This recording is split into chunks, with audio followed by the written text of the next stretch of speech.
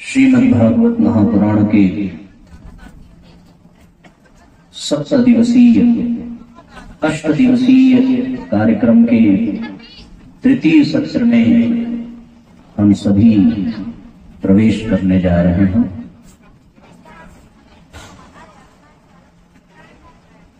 आज के इस सत्र में आवाहित पूजित स्थापित समस्त देव शक्तियों को नमन करते हुए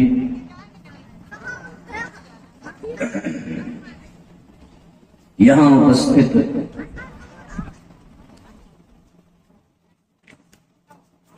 शक्ति स्वरूपा माताओं बहनों, देवतुल्य भाइयों, मंच पर विराजमान परम पूजनीय आचार्य जी एवं उपस्थित सभी सत्संग प्रेमी भाई बहन, आप सभी के हृदय में विराजमान उस परम सत्ता को नमन वंदन करते हुए आज के इस पुनीत पावन सत्र का शुभारंभ करते हैं।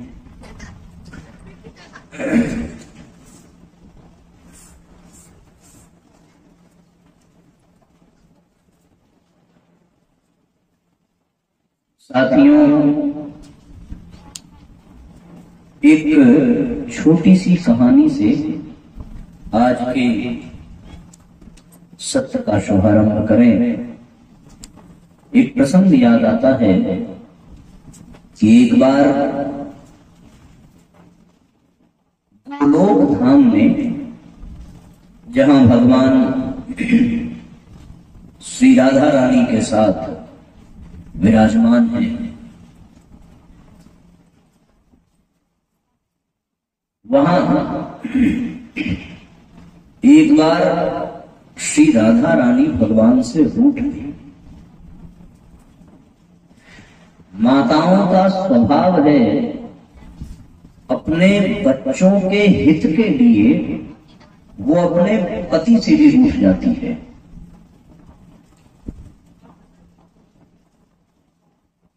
पुत्र का, संतति का कल्याण हो और उनको प्रसन्नता मिले, इसलिए माताएं अपने पति से भी जिद कर जाती हैं कि बच्चों की खुशी के लिए ये आपको करना चाहिए, करना पड़ेगा।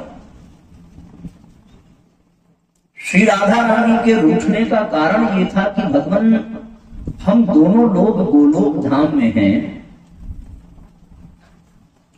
और मृत्यु लोक में हमारी संतति दुख कष्ट भरा जीवन जी रही है। हम उनके माता पिता हैं पर बच्चों की ये दशा हमसे देखी नहीं आती। भगवान ने बहुत मनाने की कोशिश की। उन्होंने कहा कि आपको गोलोक धाम में रहना सुहाता है, लेकिन ये ऐसा स्थान है जहां पर बड़े बड़े सिद्ध संत भी नहीं पहुंच पाते। शिव भी यदि आते हैं तो समाधि में ही गोलोक का दर्शन पाते हैं, अन्यथा यहां पर ब्रह्मा विष्णु महेश आदि त्रिदेवों के लिए भी यह स्थान दुर्लभ है, फिर साधारण मनुष्यों के लिए तो यह असंभव जैसा है। ऐसे स्थान पर रहना जहां हमारी संतति, हमारे पुत्र हम तक पहुंच ही ना पावे, तो फिर हम उनके कैसे काम आ सकेंगे, उनका कैसे उद्धार कर सकेंगे। भगवान ने पूरी बात को ध्यान से सुना। सुनने के पश्चात उन्होंने कहा, यदि इतनी सी बात है तो इसका कोई विकल्प निकाला जाए। और विकल्प ये निकाला प्रभु ने कि हम लोग गोलोक धाम को छोड़ करके थोड़ा अपने स्थान को और सरल बनाते हैं। और गोलोक धाम से प्रभु निकल करके उन्होंने अपना स्थान वैकुंठ में बनाया। वैकुंठ में रहने का मन बना। राधिका रानी प्रसन्न हुई। चलो प्रभु, आप वैकुंठ में चल रहे हो तो फिर मैं लक्ष्मी बन करके आपके चरण दबाऊंगी, वैकुंठ में निवास करूंगी, वहां लोगों का पहुंचना आसान हो जाएगा। कुछ समय बीता तो फिर ये आभास हुआ कि वैकुंठ भी वो क्षेत्र है जहां त्रिदेव और कुछ देवता और कुछ सिद्ध संत ही पहुंच सकते हैं, अन्य कोई नहीं पहुंच सकता। वहां भी पहुंचने के लिए बड़ी कठोर साधना चाहिए और ये पुरुषार्थ साध्य नहीं है, कृपा साध्य है। कोई कितना भी जब तक करे, पर यदि आपकी इच्छा नहीं होगी, आपकी कृपा नहीं होगी, तो वो फिर वैकुंठ आ नहीं सकता। आपके पार्षद उसे आने नहीं देंगे। एक बार सनत कुमारों ने आने का प्रयास किया तो उन पार्षदों ने सनत कुमार जैसे सिद्ध संतों को भी रोक दिया गया। और फिर आप वैकुंठ में हैं, इससे भी मनुष्य समुदाय को, इससे भी मृत्यु लोक के प्राणियों को कोई विशेष लाभ नहीं दिखाई देता। प्रभु कोई और व्यवस्था करिए, थोड़ा और सरल बनिए। इतने जटिल बनोगे तो आपको कौन पूछेगा? थोड़ा आपको और सरल बनना पड़ेगा, थोड़ा और साधारण बनना पड़ेगा। भगवान ने विचार किया, बोले कोई बात नहीं, अगर कोई वैकुंठ नहीं आ सकता तो फिर हम अपने आप को विभक्त कर लेते हैं और इस सृष्टि के प्रत्येक कण कण में स्वयं को विद्यमान कर लेते हैं, जगत में व्याप्त हो जाते हैं। देश काल दिश विदिश मुमाही, कहूं कहां जहां प्रभु नाही। हरि व्यापक सर्वत्र समाना, प्रेम ते प्रकट हो ही मैं जाना। भगवान कण कण में व्याप्त हो गए। राधिका रानी को बड़ी प्रसन्नता मिली कि प्रभु आप तो अब कण कण में व्याप्त हो गए, अब तो आपको हर कोई पा लेगा। कुछ समय बीता पर यह पता चला कि महाराज जिस दिव्य प्रेम के कारण आप प्रकट होंगे, उस दिव्य प्रेम को अपने भीतर उकसाना, अपने भीतर उसको प्राप्त करना, जागृत करना, ये तो सबके बस की बात ही नहीं है। जहां ज्ञान है, अंधकार है, स्वार्थ है, लोभ है, ईर्ष्या है, अहंकार है, वहां वो दिव्य प्रेम, वो निस्वार्थ प्रेम जागृत हो जिसके कारण भगवान प्रकट होते हो। उस दिव्य प्रेम को जागृत करने की सामर्थ्य कहां सबके पास आ सकती है? आप जगत में भले व्याप्त हो गए, आप कण कण में अवश्य व्याप्त हो गए, लेकिन जब तक वो दिव्य प्रेम प्रकट न हो अपने हृदय में, तब तक, जब तक वो भक्ति प्रकट न हो अपने हृदय में, तब तक कण कण में व्याप्त रहने वाला परमात्मा कहां सबको दिखेगा? वो फिर किसी एक प्रहलाद को अवश्य दिख जाए, पर उसके बाद वो तो कभी नहीं दिखा। वो दिव्य प्रेम न दिखा। बच्चों को जरा सा पीछे कर दीजिए। तो प्रहलाद को तो वो दिव्य प्रेम का अनुभव हुआ और उसके कारण परमात्मा उसे कण कण में दिखाई पड़ा। फिर समुद्र की गहराई में उसे परमात्मा का दर्शन हुआ। अग्नि की जलती हुई ज्वालाओं में प्रहलाद को परमात्मा दिखा और महल के एक छोटे से खंभे में प्रहलाद को परमात्मा दिखा, लेकिन उसके बाद को भगवान कहीं नहीं दिखा। वो दिव्य प्रेम उसे नहीं जागृत कर पाया। हिरण्यकश्यप भगवान के उस अलभ्य अनुदान से वंचित रह गया, क्योंकि उसके भीतर वो दिव्य प्रेम कहां था जो प्रहलाद के पास था, नहीं जान पाया। तो फिर राधिका रानी ने एक बार और निवेदन किया कि प्रभु अभी भी आप बड़े कठिन हो, अभी भी आप उतने सरल नहीं हो जितना आपको होना चाहिए। भगवान भी हार गए कि देवी अब मैं क्या करूं। बोले मैं कुछ नहीं जानती, मुझे मेरे बच्चों का उद्धार चाहिए। जो भागवत सुनने आ रहा है, जो श्रोता बनकर के आ रहा है, यदि उसके भीतर वो दिव्य प्रेम नहीं आया तो इसका अर्थ कि आप उसे मिलोगे ही नहीं। और फिर आप नहीं मिलोगे तो फिर भागवत सुनने का क्या लाभ, कथा में आने का और फिर भजन पूजन करने का क्या लाभ।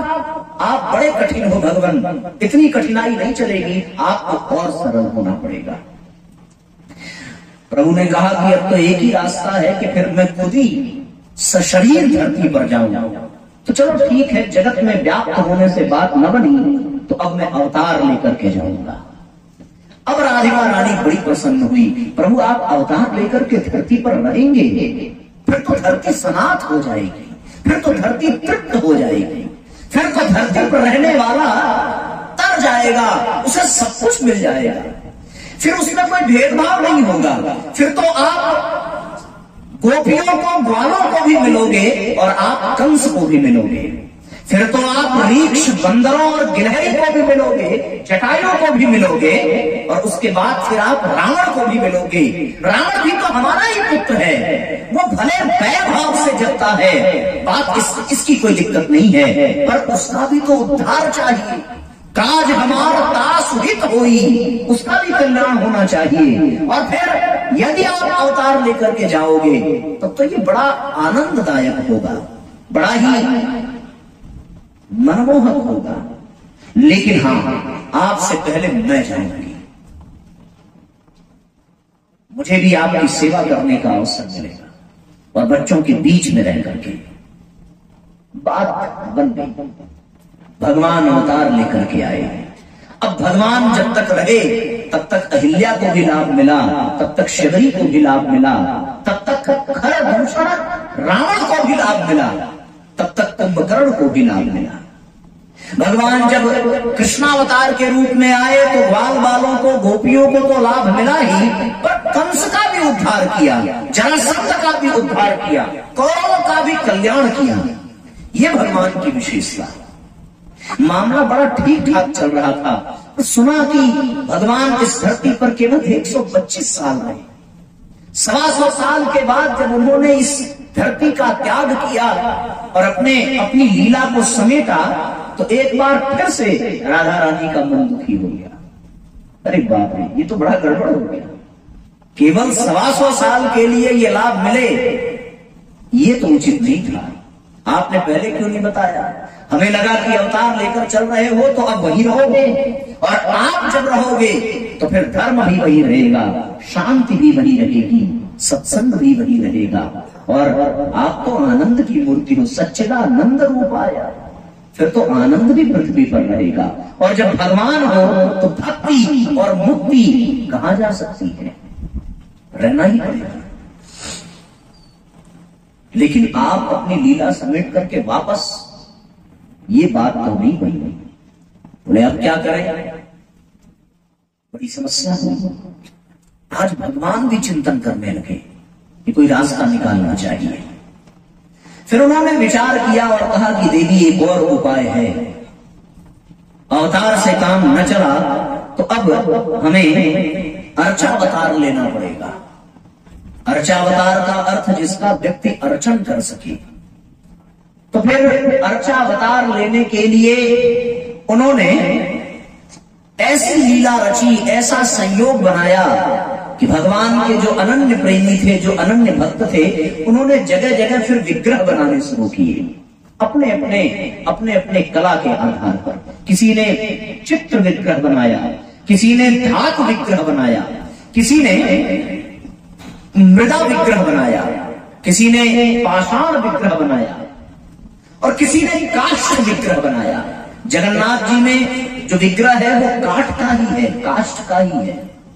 कलाकार इन चित्रों में भगवान को बनाता है तो ये चित्र विग्रह है। जहां पर पत्थर की मूर्ति लगी वो पाषाण विग्रह है, और फिर जहां पर धातु की मूर्ति की स्थापना हुई वो धातु विग्रह है। राधिका रानी को थोड़ा संतोष हुआ, चलो ये बढ़िया है, अब तो सब जाएंगे, दर्शन करेंगे, बातचीत करेंगे, अपनी समस्या करेंगे, आपकी सुनेंगे, काम बन गया। अब इस धरती पर रहने वालों का बड़ा काम हो जाएगा।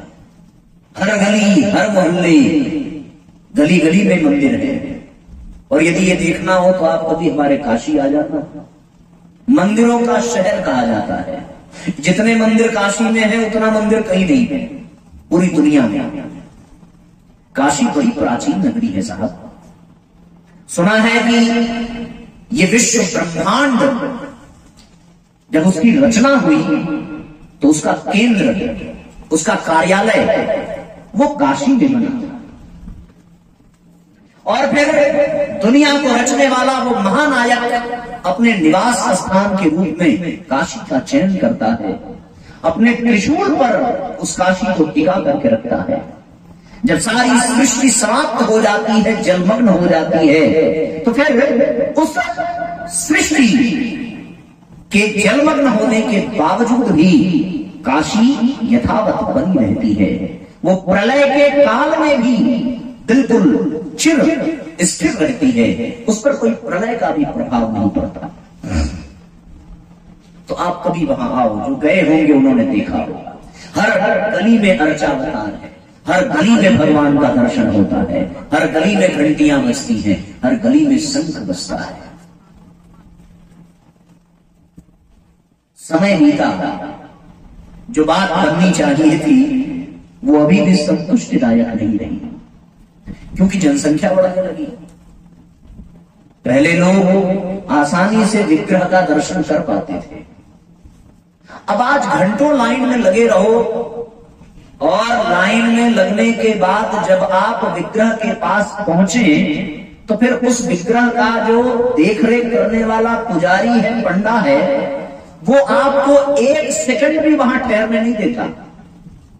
तुरंत कहेगा साहब आगे बढ़िए, आगे बढ़िए, आगे बढ़िए, बहुत भीड़ है, आगे बढ़ते रहिए, चढ़ाते रहिए, बढ़ते रहिए, चढ़ाते रहिए। आदमी हाथ भर के भगवान को देख भी नहीं पाता। जो धक्का मुक्की होती है भगवान के दर्शन में बड़े बड़े मंदिरों में कि एक पल ठहर नहीं पाता। जिसका दर्शन करने के लिए उसे घंटों पंक्ति में बिताना पड़ा, घंटों खड़े होकर के पैर दर्द हो गए, पर जैसे ही विग्रह के पास पहुंचा, गर्भगृह के पास पहुंचा, धक्का देकर के व्यक्ति आगे बढ़ा देता है। तो फिर सारा सुख दुख में बदल जाता है कि साहब जिसे देखने के लिए यहां आए, जिससे मिलने के लिए यहां आए, उससे मिलने के लिए एक सेकंड भी नहीं दिया गया, आगे बढ़ा दिया गया। इतने लोगों को मिलना है। अर्चावतार से भी बात बनती दिखाई नहीं पड़ी, बड़ा परेशान हो गया। कहीं कहीं तो मारी मारा हो जाती है, धक्का मुक्की हो जाती है, भगदड़ मच जाती है। आए दिन हम लोगों ने सुना भी है, अमरकंटक की यात्रा पर इतने लोगों की जाने गई। कहीं कहीं मंदिर में, आप वृंदावन में होली के दिन में चले जाइए, आप खुद एक चलती फिरती गुलाल की पुड़िया लगेंगे, इतनी भीड़ होती है और व्यक्ति का पूरा रंग रूप बदल जाता है। यदि वो वहां से रंग करके अपने घर आवे तो घर वालों को रंग खरीदने की जरूरत नहीं पड़ेगी, इतना वो लदा रहेगा। भगवान का जब कपाट खुलता है विग्रह का दर्शन करने के लिए, न जाने कितने लोग पंक्तियों में खड़े रहते हैं, एक पल भी वो रुक नहीं पाएंगे, इतनी लंबी लाइन लगी होती है। और विचित्र बात यह है कि यदि किसी को समय मिल भी गया कि जाकर के भगवान का दर्शन करे और कुछ देर ठहरे, उसकी बुद्धि में न जाने किसने कौन सा पर्दा भर दिया कि वो हाथ जोड़ करके और नेत्र बंद करके खड़ा होता है। ये बहुत बड़ी विडंबना है। गया था दर्शन करने, और दर्शन करने के लिए तो साहब नेत्र खोलना पड़ेगा, पर जब वो हाथ जोड़ करके नेत्र बंद करके खड़ा होता है तो ये प्रतीत होता है कि वो दर्शन करने नहीं गया है, बल्कि दर्शन देने गया है। उल्टा भगवान ही दर्शन, भगवान की आंखें खुली हैं पर उस व्यक्ति की आंखें बंद रहती हैं। और दर्शन जब वो लौट करके आवे तो फिर एक बार उससे ये पूछ करके देखो कि भगवान ने आज किस रंग की पोशाक पहनी थी। क्षमा करना, पर सच्चाई यह है कि वो व्यक्ति बता नहीं पाएगा। आप शांति कुंज चले जाइए, गायत्री माता का गर्भगृह में वस्त्र प्रतिदिन बदला जाता है, वहां भी लोग दर्शन करते हैं तो फिर हाथ जोड़ करके नेत्र बंद करके, और जब वो निकल करके बाहर आए तो बस आप उनसे पूछ भर लें कि आज माता जी ने किस रंग का पोशाक पहना है, किस रंग की साड़ी पहनी है। मैं दावे के साथ कह सकता हूं कि 80% व्यक्ति बता नहीं पाएगा काहे का दर्शन किया भाई। जब यही नहीं पता चला कि भोग में चढ़ाया क्या था, यही नहीं पता चला कि पहना क्या था। अरे दर्शन तो वो था कि एक बार जी भर के देख लेते और उसके बाद जब हम आंखें बंद करते तो केवल वही दृश्य दिखाई पड़ता। दर्शन ये होता। आंखों को बंद करना था बाजार में, जहां पर ये आंखें विषयाशक्त होकर के मन को भटकावे ना, लेकिन बाजार में आंखें खुली नहीं और भगवान के सामने जाकर के वो बंद हो गई।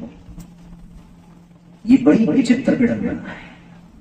जो जितनी देर तक आंख बंद करके बैठा रहे उसको उतना ही बड़ा ध्यानी माना जाता है। पलकें बंद रहती हैं पर आंखें स्थिर नहीं रहती। आप चाहो तो बंद करके देख लो, आप आंख बंद करो तो भी आपके पलकें जरूर बंद रहेंगी, मतलब कपाट बंद रहेगा, लेकिन आंखें हिलती डुलती रहेंगी, वो स्थिर नहीं होती, क्योंकि उनका मन नहीं है कि वो स्थिर हो।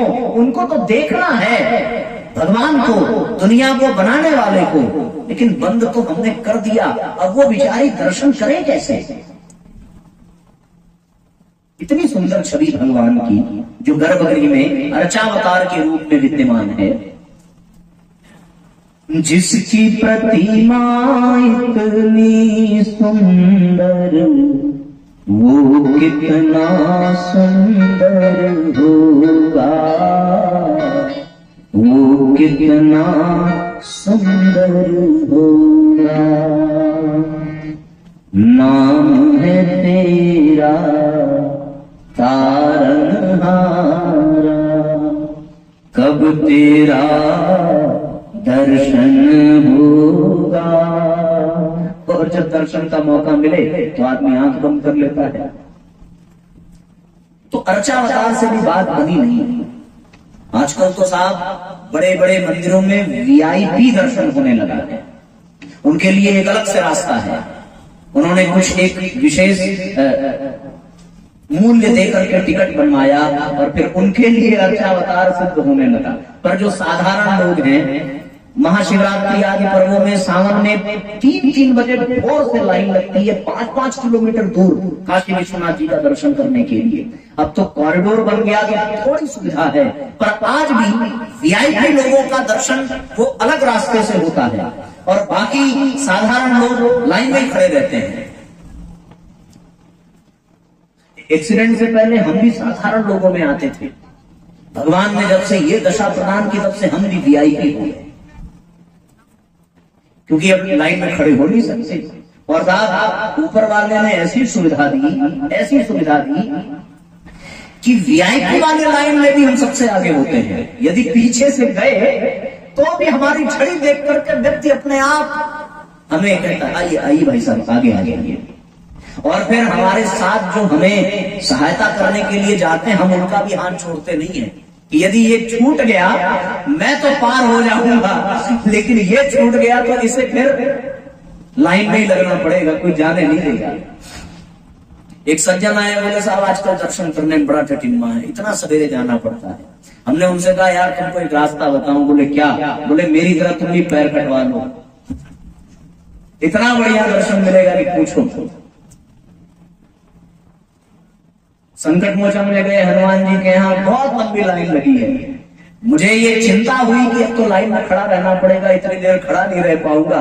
और जैसे मैं लाइन में गया, लाइन में हमारे आगे वाले हमें आगे सरकाते चले गए और फिर हम भी थोड़ी चालाकी कर दिए। भगवान से क्षमा मांगे, प्रभु गुस्ताखी माफ करना, ये जो बंदा सहयोग करने के लिए हाथ पकड़ करके आया है इसे छोड़ दूंगा तो फिर इसे दर्शन नहीं मिल पाएगा। हमने छोड़ा नहीं, हमने कहा इनके बिना तो जा ही नहीं सकते, कहाँ गिर जाएंगे कोई पता नहीं। फिर उसको भी ले गए, वो भी दर्शन किया, बाहर निकल कर आया। बड़ा इतना जल्दी दर्शन तो साहब आज तक हुआ ही नहीं था। हमने कहा तू भी कटा ले, उद्धार हो जाएगा।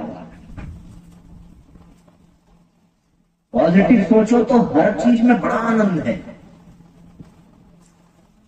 अब ये विषयांतर हो जाएगा, वरना मैं बताता कि पैर कटवाने के क्या क्या लाभ हैं, इसका भी हमने एक पेज में लिखा, एक दिन बैठ करके बहुत चिंतन किया। 2-4 बता भी देता हूं, यदि मान लो भगवान न करे ऐसी स्थिति हो, लेकिन लाभ तो इसके बहुत है। आदमी सोता है तो सबसे ज्यादा मच्छर पैर में काटता है, मानो या नहीं। जब रहेगा ही नहीं साथ तो काटेगा कहां से। एक और विशेष बात यह है गोपाल भैया कि 40-45 साल के बाद हर व्यक्ति ऐसा है जिसका घुटना पकड़ लेता है। हर व्यक्ति मतलब लगभग कोई गठिया का हो गया, किसी को बोन पेन हो गया। अपने साथ ये समस्या जीवन भर नहीं है, क्योंकि अपना घुटना ही नहीं है। एक और लाभ ये, दूसरी चीज ये, अपने पैर में कभी कांटा नहीं फंस सकता। यदि गलती से कहीं आग पर भी पैर पड़ गया तो वो आग बुझ जाएगी, पर अपने पैर पर कोई प्रभाव नहीं पड़ेगा। ये बड़ी विशेष बात है। ऐसे अनेकों लाभ हैं, पर ये विषयांतर है। मैं अपने विषय की ओर लौटूं तो फिर राधिका रानी को वो संतुष्टि नहीं मिली जो मिलनी चाहिए थी। अर्चावतार से भी उनको लाभ न हुआ, तो फिर भगवान से एक बार उन्होंने फिर से प्रार्थना की कि हे गोपाल, हे नंदलाल, एक बार और कृपा करो। अभी भी बच्चे संतुष्ट नहीं हो पा रहे, अभी भी उनको वो दिव्य लाभ नहीं मिल पा रहा, वो आपकी कृपा को अनुभव नहीं कर पा रहे हैं। ऐसी स्थिति में कोई रास्ता निकालिए। भगवान मुस्कुराए, कहने लगे देवी आपकी इच्छा सिराखों पर, आप रूठना मत। भगवान रूठने नहीं देते। और राधिका रानी की प्रसन्नता के लिए उन्होंने क्या वरदान दिया कि ना अवतार से काम चला, नारचावतार से काम चला। देवी मैं अब ग्रंथावतार के रूप में इस धरती पर आऊंगा, और उसके बाद भगवान श्रीमद्भागवत महापुराण के रूप में इस धरती पर आए। और उसके बाद किसी को न लाइन में लगने की जरूरत पड़ी, न किसी को विशेष पुरुषार्थ करना पड़ा। साक्षात भगवान को बैठ करके हर व्यक्ति अनुभव कर सकता है, सुन सकता है। जो चकोर जैसा हो वो पी सकता है, वो दिव्य लाभ प्राप्त कर सकता है। ग्रंथावतार, शब्दावतार, शब्द ब्रह्म है। भागवत महापुराण में ही ये कहा गया है, तेनेयम वांगमयी मूर्ति प्रत्यक्षा वर्तते है। वांगमयी मूर्ति है ये भागवत भगवान की। श्रीमद् भागवताख्योयम प्रत्यक्ष कृष्ण एव ही, अर्थात ये भगवान का प्रत्यक्ष स्वरूप है और भगवान का साक्षात विग्रह है। इस विग्रह को ग्रंथावतार कहते हैं। ये ऐसा विग्रह है। और ग्रंथावतार में 12 स्कंद, जिसकी चर्चा हम लोगों ने कल की थी, ये 12 स्कंद भगवान के 12 अंगों का प्रतीक है। एक संक्षिप्त सा परिचय दें कि प्रथम स्कंद जो है वो भगवान का दाहिना चरण है। दाहिना चरण, एक कल्पना करो कि भगवान दाहिने पैर को टेढ़ा करके बंसी बजाते हुए बाएं पैर पर खड़े हैं। स्मरण आ रहा है वो चित्र कहीं पे लगा हुआ है? नहीं, यहां तो नहीं लगा है। एक बंसी बजाते हुए दाहिने पैर को ऐसे तिरछा करके उंगलियों पर और बाएं पैर पर कृष्ण खड़े हैं। तो उसमें जो दाहिना पैर है वो प्रथम स्कंद है। द्वितीय स्कंद बायां चरण है। तृतीय स्कंद दाहिनी भुजा है। चतुर्थ स्कंद बाईं भुजा है। और फिर 5वां स्कंद जो है वो दक्षिण पूर्व दाहिना जंघा। 6वां स्कंद बायां जंघा। 7वां स्कंद दाहिने हाथ की हथेली। 8वां स्कंद दक्षिण वक्ष स्थल, दाहिना वक्ष स्थल। 9वां स्कंद बायां वक्ष स्थल। 10वां स्कंद हृदय। 10वां स्कंद हृदय है। और 11वां स्कंद है भगवान का ललाट। और फिर 12वां स्कंद है बाएं हाथ की हथेली। श्री वल्लभाचार्य जी महाराज ने यह प्रसंग प्रदान किया कि ये 12 स्कंद भगवान के 12 अंग हैं। और ये 12 अंग ही भगवान के ग्रंथावतार के रूप में हैं। भगवान का साक्षात विग्रह है।